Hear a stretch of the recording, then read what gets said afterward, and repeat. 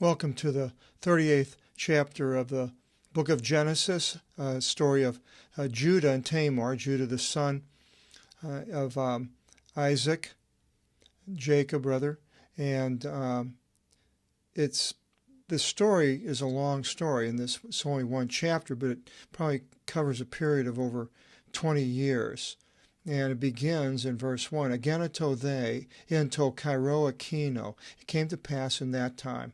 Kateve Iudas apo ton adelphonav tu. Judah went from his brothers. Ke afikato eos pros anthropon tina odolamitin. And he arrived unto a certain man of Adullam, o onoma Iras, whose name was Hira. He was a Canaanite. And go back to our map here. We'll show you where this all is taking place. Here's Adullam. This man is from. And it'll also mention Timnah and Chezib, all these cities. And this is where this whole story takes place.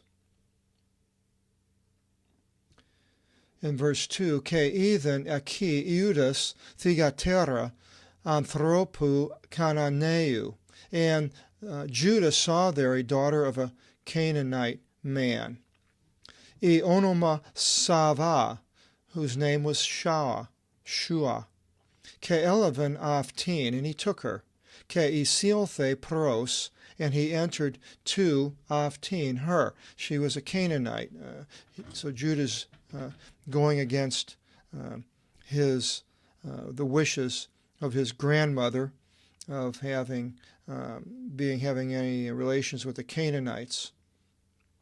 Verse 3, Ke silavusa etakan ion, and she conceived and bore a son. Ke akalase to onomaav tu ir, and she conceived and bore a son. She called his name Verse 4, Ke silavusa etakan ion eti, and she conceived and bore a son still. I again added, Ke akalasa to onoma tu avnan, and she called his name Onan. Verse 5, Ke pros thesa etakan ion, and adding, she bore a son. Third, Ke akalase to onoma tu silom. So by the time he was married and had all these children, a few years went by. Avti thein in Hasvi. This was in Chezib, and we just went to that map, and I showed you it was right by Adullam. Inika etakan aftus, when she bore them. In verse 6, Ke eleven Iudas gineka ir to prototoku aftu. So now many years have went by, and Judah's taking a wife for his firstborn son, maybe 18, 20, who knows. But so now we've went through quite a few years. E onoma Thamar, whose name was Tamar.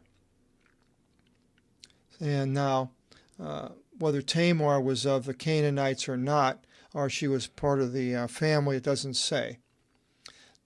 Ageneto the ir prototokos Iuda Poniuros and Nanti Kiriu.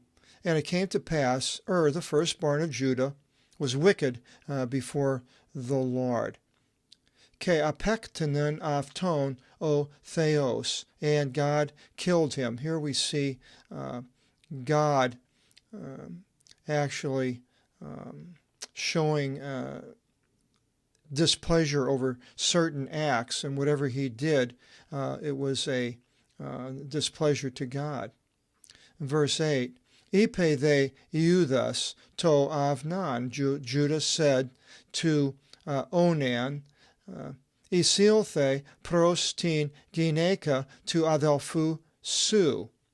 And so the second son, Judah's telling him to go in to the wife. Now, this is interesting because really we don't see the laws of a brother taking a wife until the 25th chapter of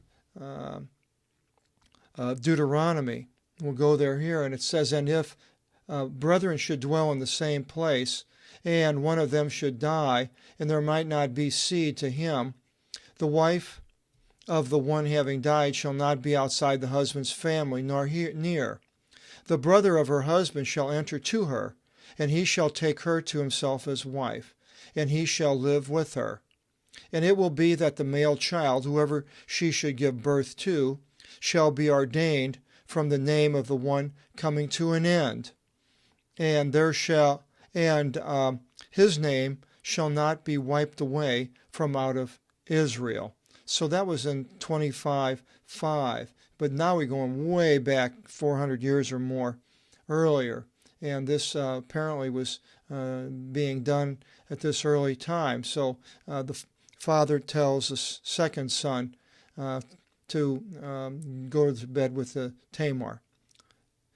Verse 9, Gnus they avnan oti ukavto esteto sperma, ageneto oten isirkato prostin gineka to adelfu avtu, exechen epitigin, and Onan, knowing that the seed 3 will 4 not 5 be his, that it came to pass whenever he entered to his brother's wife, he discharged upon the ground, rather than having her get pregnant because he didn't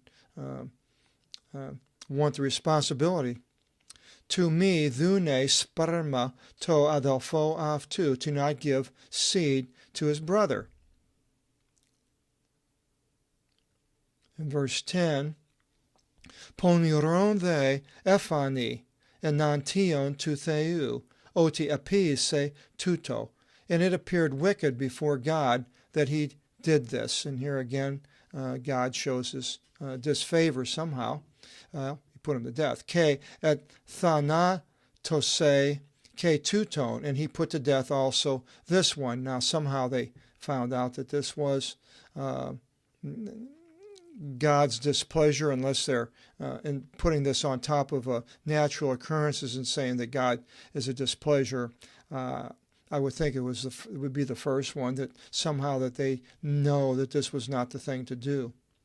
In verse 11, Ipe they Euthus Thamar ti gini Nimfi avtu, and Judah said to Tamar, his daughter-in-law, Nymphi, a nymph, is a English derivative for this word.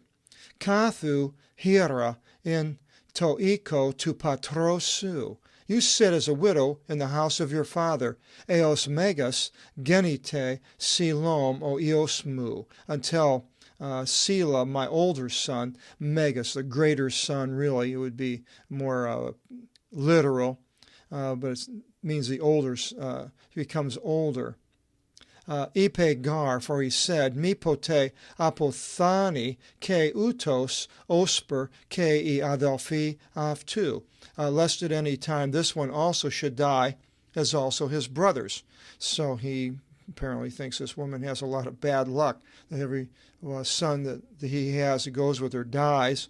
So he doesn't want the third son to be with her to do what needs to be done. So he tells her to go to her father's house. Apel thusa they Thamar ekathito in toiko tu patros avtis. And Tamar, going forth, settled in the house of her father. Eplithin thisen they imere, and the days multiplied. Ke apethene Sava, igimni Iuda, and Shua, the wife of Judah, died. Ke paraklithis, and being comforted, Iudas anevi, epi tus chirontas, ta provata avtu, he has descended to the ones shearing his sheep. Avtos ke iras, o pimin avtu, o odolamitis is thamna, himself and Hira his shepherd, the Adulamite, unto Timnath. And this should be Timnah. The Timnath is way further north, but the King James has Timnath.